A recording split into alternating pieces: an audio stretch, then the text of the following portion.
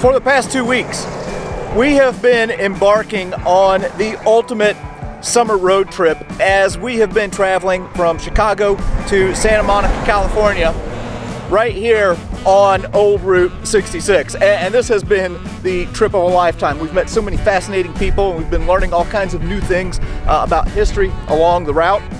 And sadly, we are getting ready to cross from Arizona to California over the Colorado River, where we are going to be hitting the last leg of our trip along this historic road.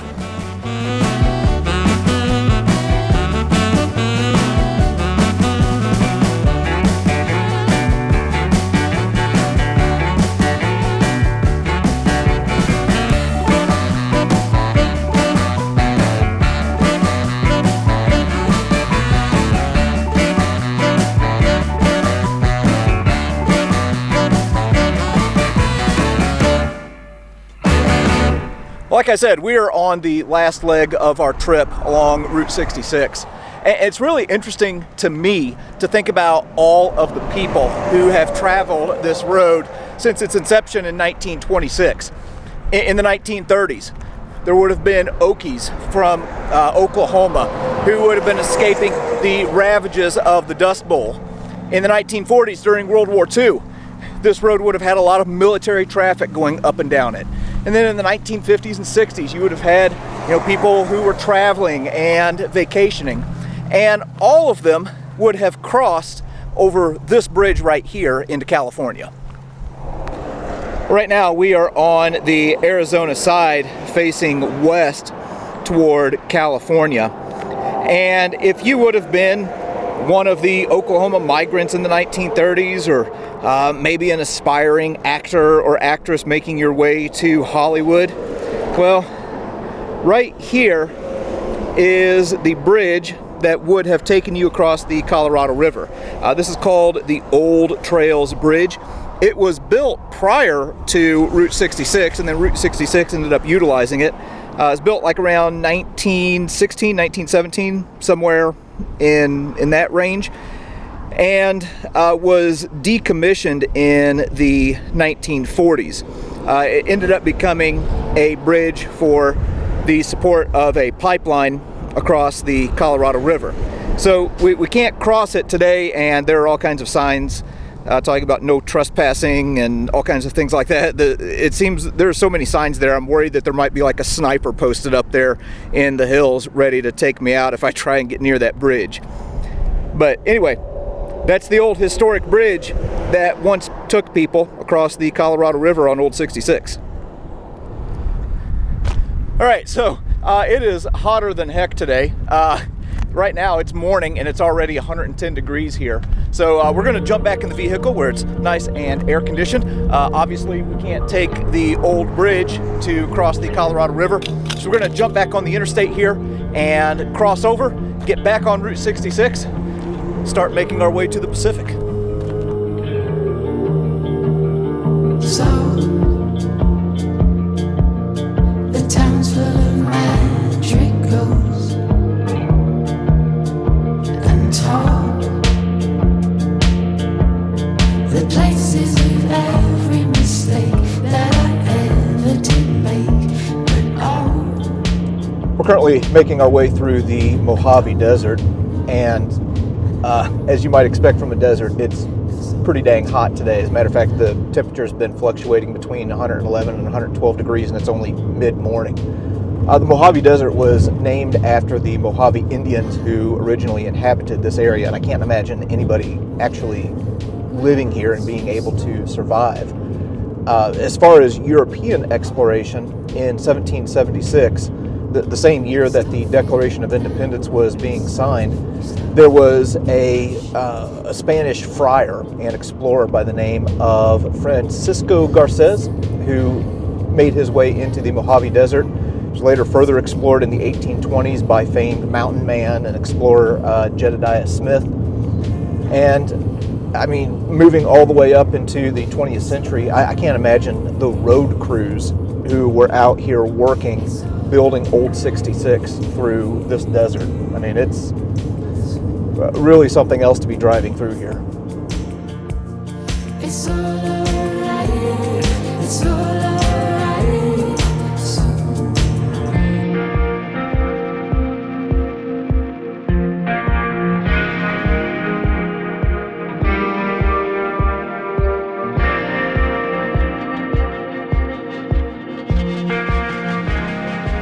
All right, making a quick stop here.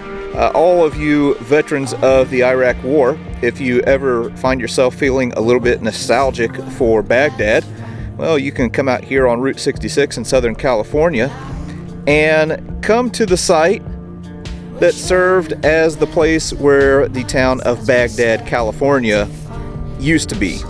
The only thing here that remains from the former town of Baghdad, California is this tree.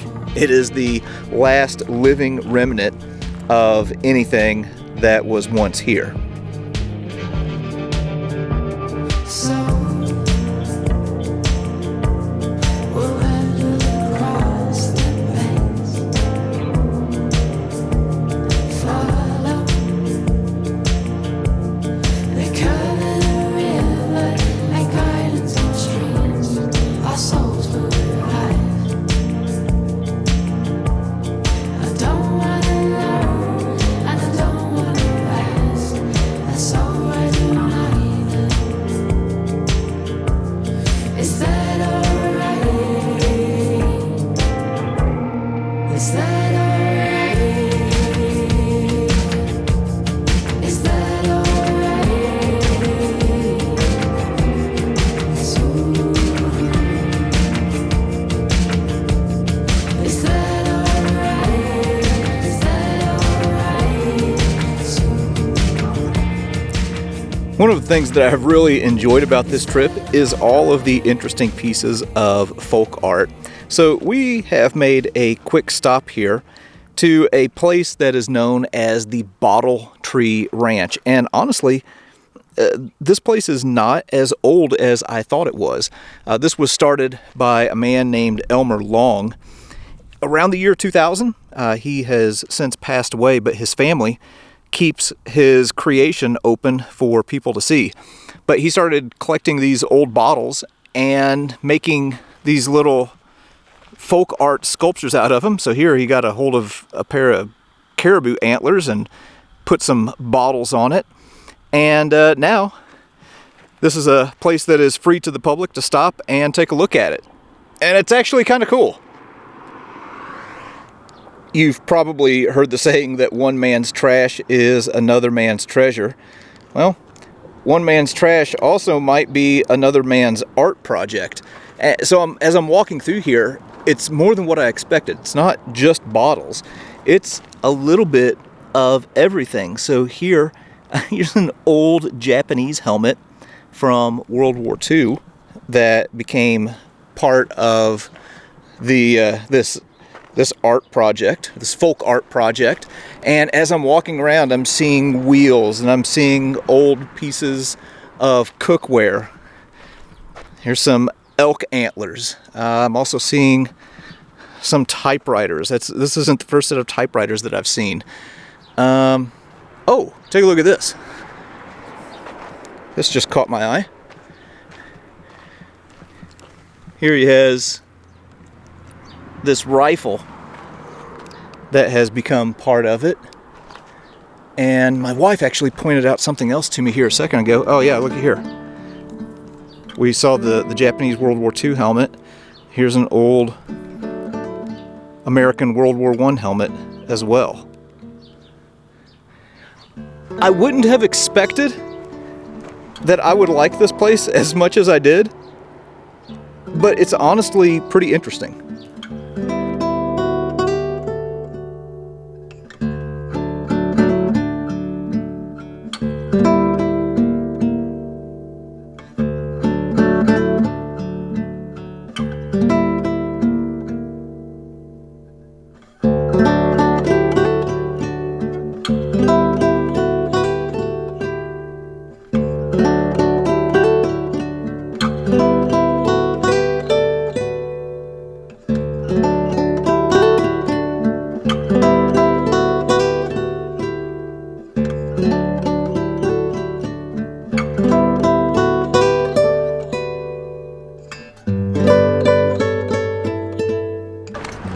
made our way to Victorville, California.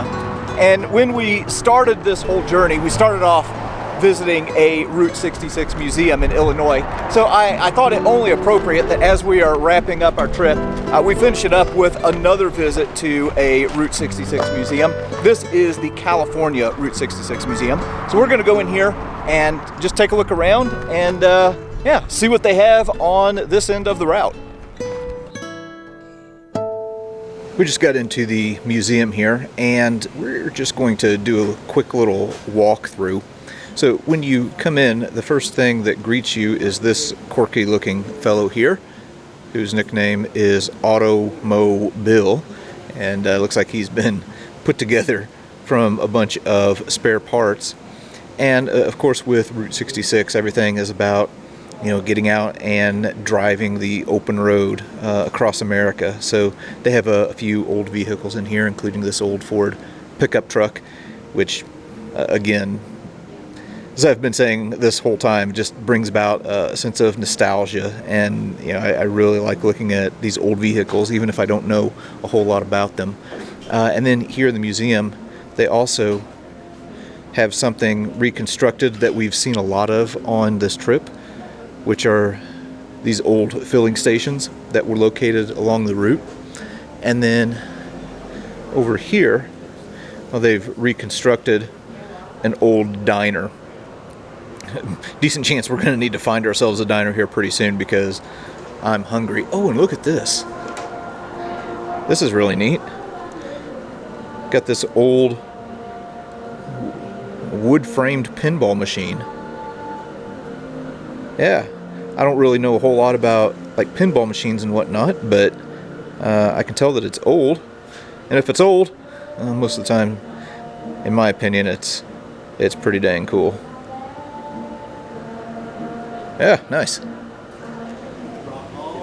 One thing that I've noticed as I've walked around the museum here is they preserve a lot of local history, which of course is really cool. All history is local.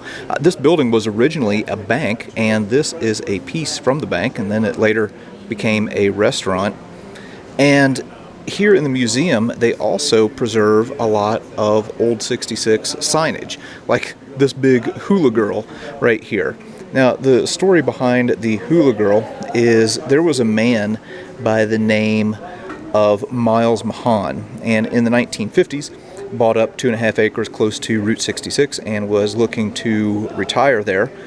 And the land that he bought had a whole bunch of wine bottles that were all over the place. So he started making these little decorations, and somewhere along the line rescued this 9-foot metal hula girl sign that had been part of some restaurant, put it up on his property, and a local attraction was born. People started stopping and checking out all of the stuff that he had there and making donations and whatnot.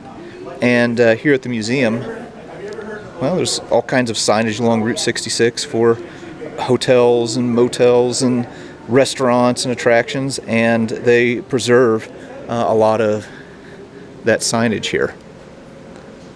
Yeah, that's really cool. This could have easily been discarded and thrown into a dump, but instead it becomes part of the local history that we can come and enjoy.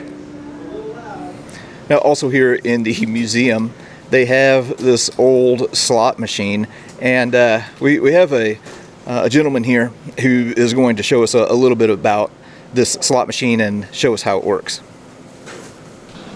Okay, so we're not advocating for gambling, but in case you run across one of these slot machines, this happens to be a 1950 slot machine where they use the real silver dollars, the real old ones. These aren't the Susan B. Anthony dollars. Now, something very interesting to know, that if you find these silver dollars, look at the date, because anything before 1964, it'll be real silver.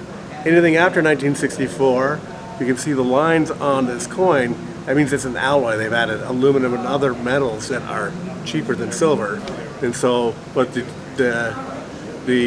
government has done is they've been able to expand the money system by adding alloys to their currency. So we're gonna try here. We're gonna see if we have a winner today. Come on, here we go. Here we go. Ding ding ding ding ding ding ding ding ding ding ding ding ding ding. Come on. Oh my gosh! Oh, that is so close. That's too close. Okay, Dad, here we go. All right, here we go. Here we go. Okay. All right, I didn't see where you got. Oh, here we go.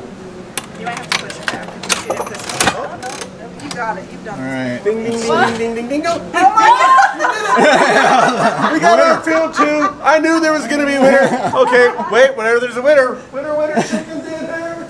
We got a winner. We got a winner. Good for us. All right, guess it's my lucky day. Come on, you want a cool dad, right? He's not only a photographer, the blogger, he's also the teacher, but he's also a winner. Winner, chicken dinner. There we go. Okay, we already discussed this. Come on over and pick your hat. Here's a display that they have in the museum that I really like that references the old Burma Shave ads. And we've seen a few of these along the way. We saw a bunch yesterday as we were making our way through the desert. And in the early 20s, Burma Shave started doing these little humorous ads along the road. It's something that was kind of lacking in advertising was humor. So here we see an example of one that says, "Don't take a curve at 60 per. We hate to lose a customer, Burma Shave." And we saw just dozens and dozens of these, and they are absolutely hilarious. Now, here's something else that they have in the museum that we haven't seen yet, and that is an old teardrop trailer. So these were like little, I don't know, I guess you would kind of call them like a camper that you would tow behind your vehicle. And then when you were ready to stop for the evening, rather than having to look for a motel or something like that, well, you just pop the hatch up here, and you got a stove and a little dining area, and then no matter where you are alongside the road, well, you've got a place to sleep. So there's a little two-person sleeping quarters in there. Yeah, I'm really, really glad that they have this here in the museum because we haven't seen this yet. I'm standing here looking at some of these old photos of spots along Route 66 that people have captured from their own trips in the past. So here is one that looks to be like from the 60s or 70s from Oatman, Arizona. You can see the donkeys there. There you can see an old filling station. There's the Cadillac Ranch up there. Blue Swallow Motel, one of the many motels that we've seen along the route. And thinking about where we started in Illinois and what we featured on that first episode, how appropriate is it that here towards the end of our journey, we see some of the artwork of Bob Waldmeyer. That is so cool that they have some of Bob's work here that was inspired by the things that he saw along Route 66.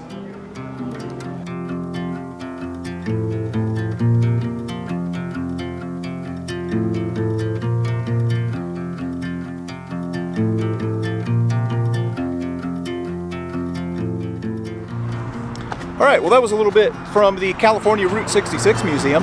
Definitely a good stop to make as you were trekking along the route through California. Super friendly people in there, by the way. I really enjoyed just standing around and chatting with them. But as for now, I think we're going to try and find ourselves something to eat, and then we are going to make our way on out to Santa Monica.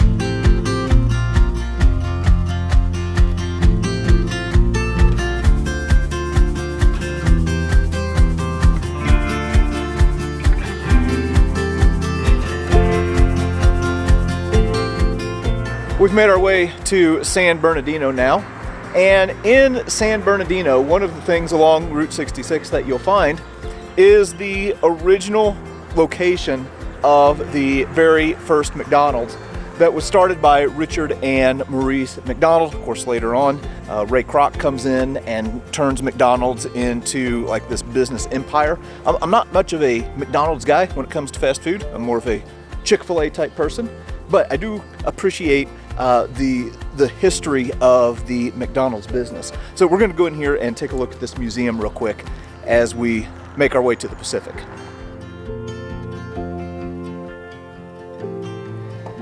Now, before we go into the museum, I want to show something real quick. This is a mural that is calling itself the world's most detailed mural, and in front of it, here are a selection of different items from some of the old McDonald's playgrounds. So here we have a little Grimace seesaw. Let's see. So it says here Grimace was introduced in 1973. And it says the evil Grimace was somewhat scary looking, but by the late 70s they kind of softened his tone and just renamed him Grimace. Another McDonald's character is the Hamburglar. So this is a piece from around 1980. So with McDonald's, one of the things that kind of gives it an appeal still, so there's a lot of nostalgia that is attached to it. Everybody can remember, going to McDonald's, and it was not just getting a meal, but it was an experience. You go and you play in the playground and the ball pit and everything like that. Yeah, so this mural is pretty cool. Now again, here in San Bernardino, we've got the site of the original McDonald's. Now the original building is not here, but this is the original site where you could stop and get yourself a 15-cent hamburger. I don't know if we're going to be finding any 15-cent hamburgers anywhere today, and if we did find a 15-cent hamburger, I'd kind of be afraid to eat it. But they also have another playground piece out here. This is Officer Big Mac. He was created in 1970, and then you'd have this little jail thing here that was real popular with kids on the playground. And then up here, well, they have yet another mural that talks a little bit about some of the history and some of the important figures associated with McDonald's. And then there on the left there you see Richard and Maurice McDonald.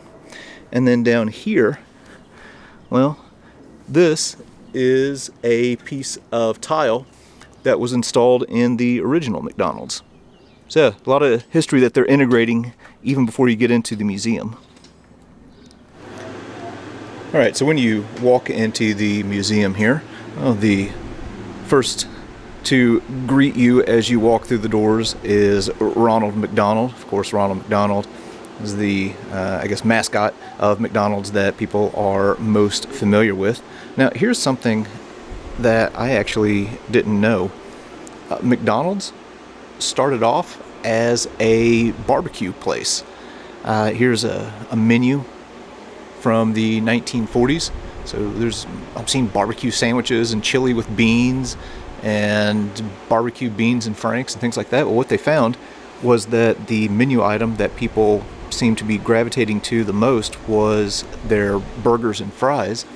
So in 1948, they closed down the barbecue joint for remodeling and then opened back up as a hamburger place, which is on the site where we are right now. Yeah, and then here's one of those original barbecue menus, if I can get it in focus here. Yeah, learning all kinds of new stuff. In their early days, the thing that McDonald's really kind of pushed was their speedy service. So they had a cartoon character that was kind of their mascot that was named Speedy. And if you look, let's see where, oh yeah, here it is. Here you can see on the building, well, they've got Speedy there with the 15-cent hamburgers. And one thing that I'm really liking about this section is there's a lot of that nostalgia here. So they show, some of the different shots of the old building, but they also have photos of some of the original employees. So different cooks and car hops, and people like that who worked here in the 40s and 50s. Yeah, that's a really nice touch. Going back to this display, this kind of just exemplifies how this museum has it all, and we've barely even made it in here yet.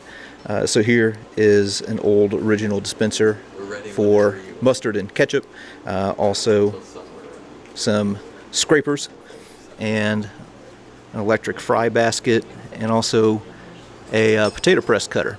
And yeah, like I said, they just have. If you're into McDonald's memorabilia, or if you're into like old stuff like this, this museum has it all. I mean, right on down to old straws in their original packaging from the 40s and 50s and 60s. I mean, who would think to keep that on hand? Here's some of the employees' hats with the mascot Speedy on there. Yeah. This is all really interesting.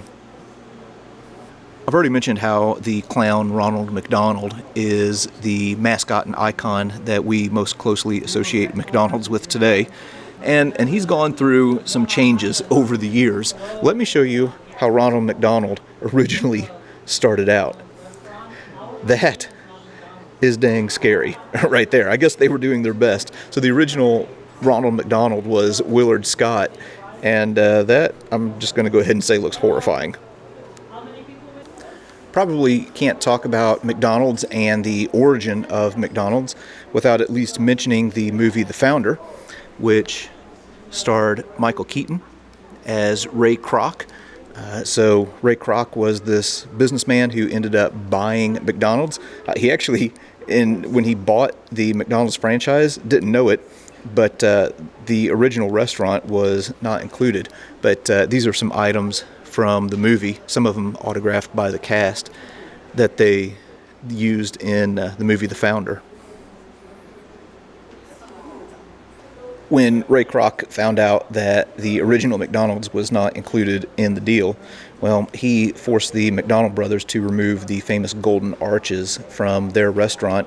And then Kroc went and built a McDonald's just like a block away from this one, and people thought that the original McDonald's had just moved. So anyway, here are some original tiles and a few, I guess you would call them artifacts, from that McDonald's that Ray Kroc built. So under Ray Kroc, McDonald's is going to become just a business empire that is not going to stay within the borders of the United States. This is going to become a global brand. So here in the museum, they have all kinds of different things from other countries that have McDonald's in them. Okay, so here's some from Scotland. Let's see. Wow, these are all Scotland here. Here are some items from France. You can see some from the Netherlands. So they have all kinds of different little toys and boxes and things like that from McDonald's in other countries. Now, I don't think you can talk about McDonald's without talking about the Happy Meal. Of course, the Happy Meal is a kids menu item where you get a little bag or a little box with your food in it, and they would have maybe a puzzle or a game on it, and then the big thing was there would be a toy inside. Usually they would come in some sort of series where you would have to come back and buy multiple Happy Meals in a given period of time in order to get the complete set. And I was looking at all of these toys, and here they have these Halloween pails. I actually remember using these when I was a kid. So you'd go to McDonald's and you would get your Happy Meal, and then you would have something to put your Halloween candy in after.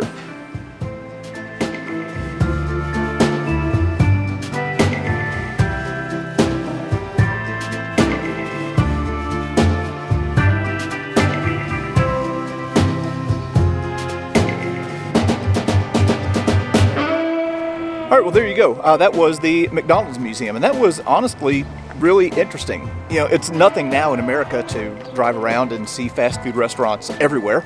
That may or may not be a good thing. But right here, this was ground zero for the fast food industry. This is the restaurant and the site where it all started. And this whole trip along Route 66 has been about, nostalgia and, looking back at the past. And there's something about the McDonald's brand that has a lot of nostalgia attached to it for people all over the world. While I was in there was a couple from Korea who came in. There was a family from Germany and another one from another country whose language I couldn't quite identify. So anyway, that was pretty cool. But anyway, time to hop back on the road and get to the ocean.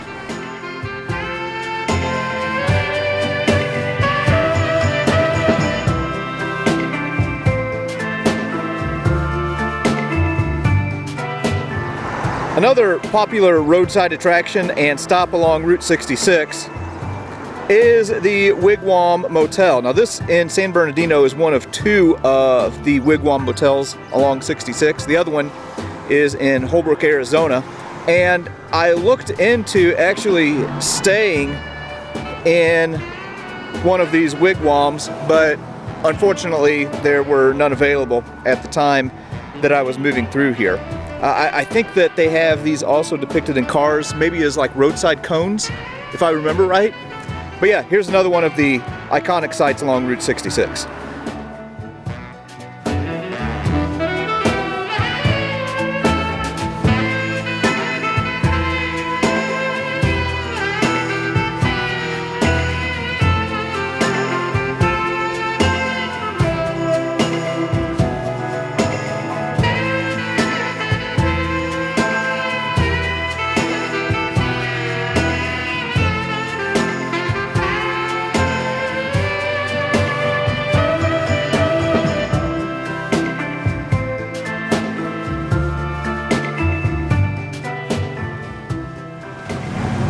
Okay, we are making a quick diversion off of the route. I'm playing Frogger out here, and we are in Hollywood, and want to look for a few of the Hollywood stars along the Hollywood Walk of Fame.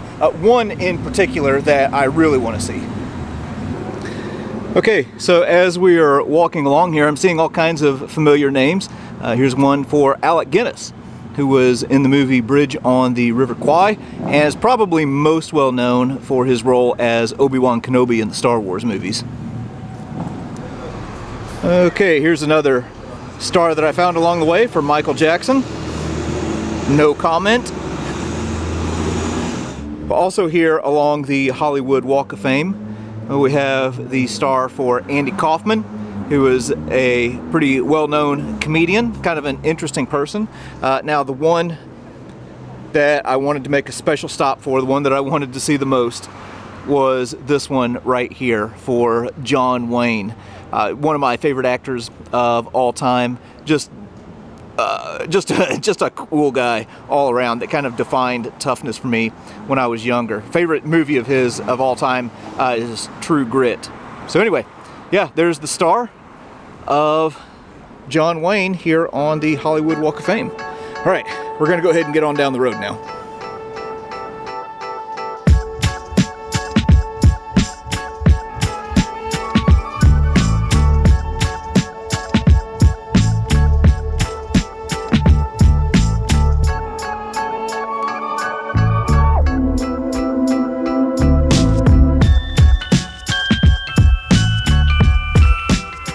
All right, well, we have made it as far as the road is going to take us. We are at the Santa Monica Pier, and after 2,400 plus miles and 8 states, well, we are now at the end of the trail here at the Pacific Ocean.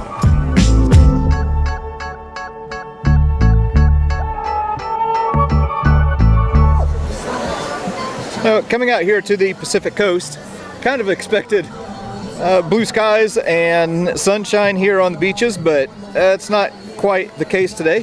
But that's all right. We are still here at the last famous landmark location along Route 66. So Santa Monica Pier was originally built in 1909, and in 1916 there was a guy by the name of Charles Loff who came out here from New York. He had built the original carousel on Coney Island in New York and saw some potential in this place and thought, hey, this pier could use some amusement rides. So he set up a carousel and eventually some other rides here, and this became really kind of a go-to spot. In the 1970s, the pier and another pier close by started falling into disrepair, and it was originally going to be torn down until there was a public outcry to save the piers.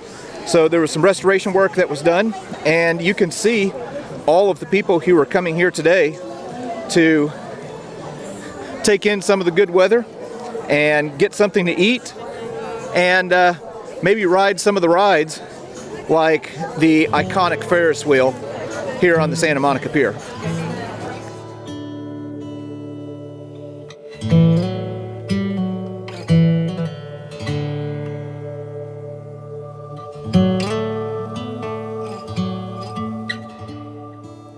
Hey, check this out. Here at the very end of the pier, well, they have something on the last stop giving a tribute to Bob Waldmeyer. So again, Bob Waldmeyer is someone that we saw a little bit about in the very first episode on this trip. Saw a little bit more about him in the California Route 66 Museum, and they have this little display here honoring him at the very end of the road.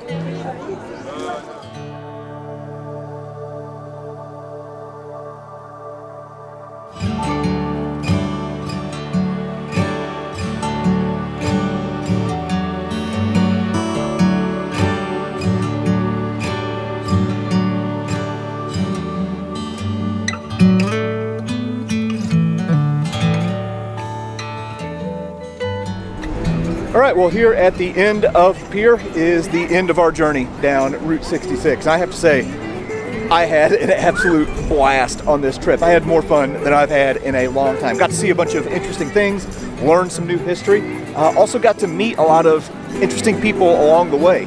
We live in a country right now that is deeply divided, but traveling this route, you see that there's a lot that we have in common as well. I'm going to do this trip again at some point, maybe on the 100th anniversary. But yeah, loved this trip, loved the sights along the way. But as for now, we are going to be heading off to the next place.